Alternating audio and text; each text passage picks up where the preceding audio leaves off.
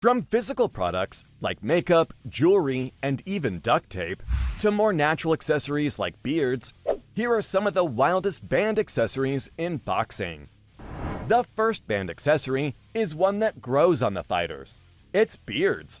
A boxer isn't allowed to have a beard longer than 2 inches when he steps into the ring, and must be clean-shaven on the day of the weigh-in.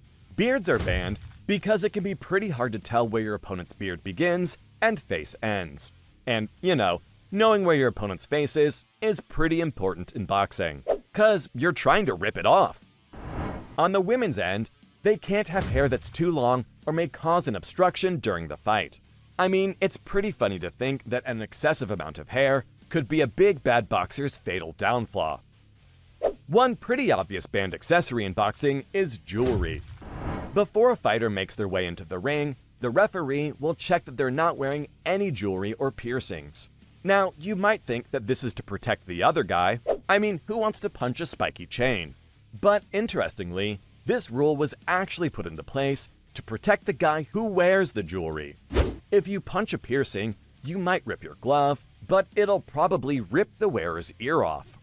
So if you're getting into boxing, make sure you take off your jewelry, or you might end up seriously hurting yourself. The next banned accessory is any foreign substance in your gloves or hand wraps. Essentially, this rule is put into place to stop fighters from tampering with their gloves and giving themselves an upper hand. To ensure this rule is followed, members from each team are allowed to watch the other fighter's hands get wrapped and laced up.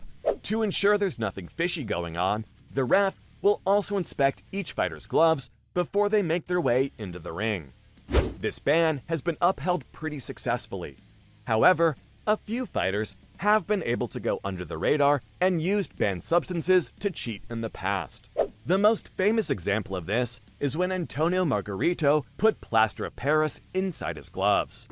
This plaster hardened after it got in contact with his opponent's sweat, allowing him to put a pure beatdown on his opponents. After this was found out, the referees have been even more vigilant when looking for foreign substances in boxing gloves. Another banned accessory is boxing gloves that don't contain padding.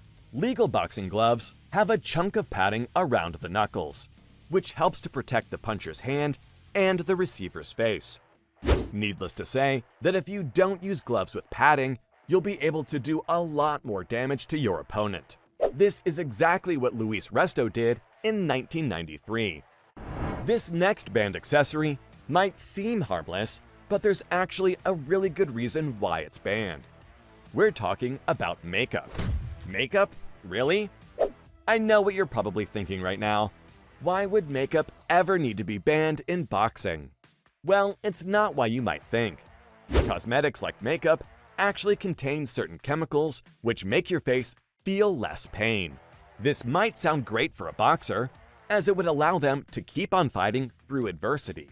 However, the level of apparent immunity that makeup gives a fighter is actually really dangerous, as it increases a fighter's ability to continue taking concussive blows instead of going down and stopping the onslaught.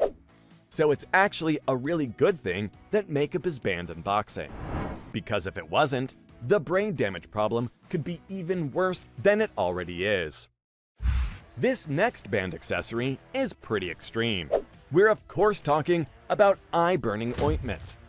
Now, eye-burning ointment, as the name suggests, can cause itchiness or even blindness when it makes contact with a person's eyes. So naturally, it's been banned in boxing for years, because, it gives the user an extremely unfair advantage. However, the stuff has been used in fights before, most notably in the anticipated bout between Liston and Ali. Liston had his gloves covered in the stuff before the fight began, which gave Ali some serious problems. However, the GOAT was able to pull through and secure the victory, despite nearly losing his vision. Talk about composure. Anyway, it's safe to say that in the modern era of boxing, you'll never see a fighter get away with using eye-burning ointment.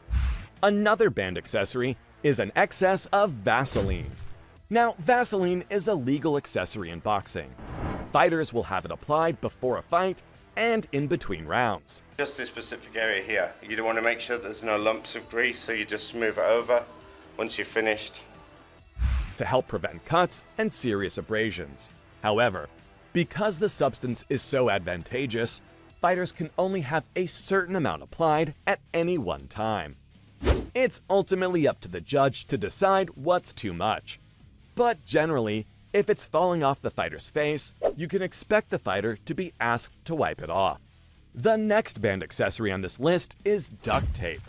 Now, I know what you might be thinking. Who is ever gonna try and bring duct tape into the ring with them? Well, the answer is a lot of people.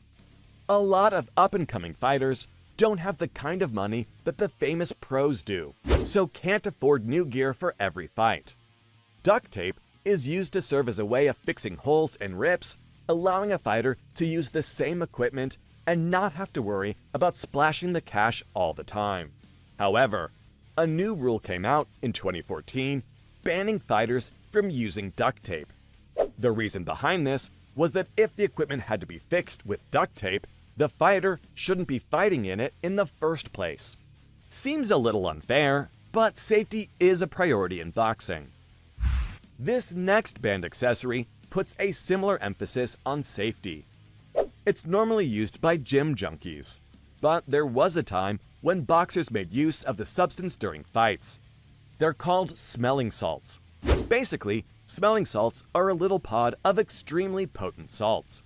It really, to me, it was more of a alertness like I've never had before. Like I was very clear. Everything was like around me. I was just very focused on just one thing. They smell so strong that they can make you angry and give you a burst of adrenaline. It's literally so strong that you open the bottle and you hold it like a foot or two from your face and then do one of these with your hand. You kind of wafted it. As such, many fighters used smelling salts in between rounds to help them catch their second wind. However, it was found that whilst these salts did have a positive impact on performance, they severely affected the fighter's health. The reaction to the salts caused you to jerk your head back in a violent manner, which could cause spine injuries. So their use was eventually banned from boxing to help protect a fighter's back. The referees probably just wanted people to stop bringing such disgusting accessories to the ring and used the evidence of spine injuries as a great excuse. So, from stinky salts that could cause back problems to makeup that could inadvertently cause even more brain damage during fights, those were the most bizarre, banned accessories in boxing.